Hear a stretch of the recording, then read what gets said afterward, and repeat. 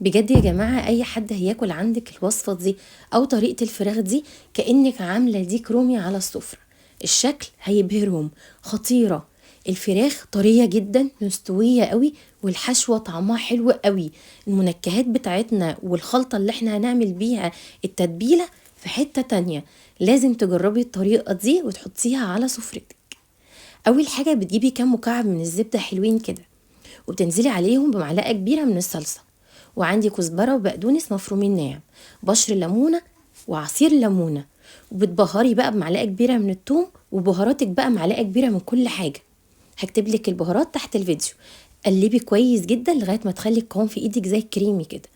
بتجيبي الفرخة بتغسليها كويس جدا، بتعملي لها فتحات كده من كل مكان بايدك بالراحة، مشي ووزعي كده وفكي كل الجلد عن العظم، وابتدي بقى احشيها كويس بالحشوة او التتبيلة الخطيرة دي من جوه ومن بره. شايفين؟ ما تسيبيش فيها مكان. بعد ما بنتبلها كويس بالشكل ده وبنوزع التتبيله، بنظبطها كده. وبعدين انا كنت جايبه فرختين، بنجيب ووك ونحط فيها مكعب من الزبده وشويه من الزيت، بصل مكعبات، بصلتين كده حلوين، وعندي بطاطس مكعبات. بصي بقى الكميه اللي انت عايزاه، جزر مكعبات، بتنجان مكعبات، عندك كوسه مكعبات حطي، فلفل الوان حطي.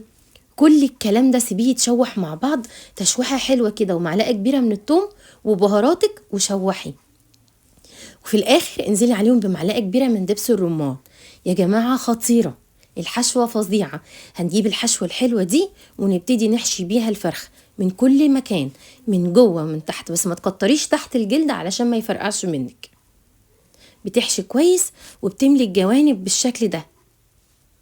خدوا بالكم بقى ان انتوا بتحطوها في الفرن، بنلفها كويس بالورق اللي هو الزبده والرول الالومنيوم، وبندخلها الفرن. هي قعدت بالظبط معايا ساعتين، لان كان عندي حجم الفراخ كبيره شويه. ربطتها كويس كده، الرجلين ربطتهم بالخيط بالشكل ده كده، ووزعت بقيه التتبيله من فوق ومن تحت.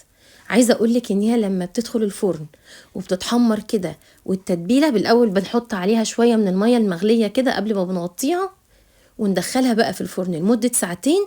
عايزة اقول لكم بقى التتبيلة، الزبدة، خلطة التتبيلة كويسة دي والخضار خطيرة، بتخرج بنديلها تلميعة كده. قدمتها مع رز ابيض بالايه، بالزبيب، خطير. والله بجد اتاكلت اكل. وتسلم ايدي وتسلم ايدك، لازم تجربيها. بالهنا والشفا مقدما.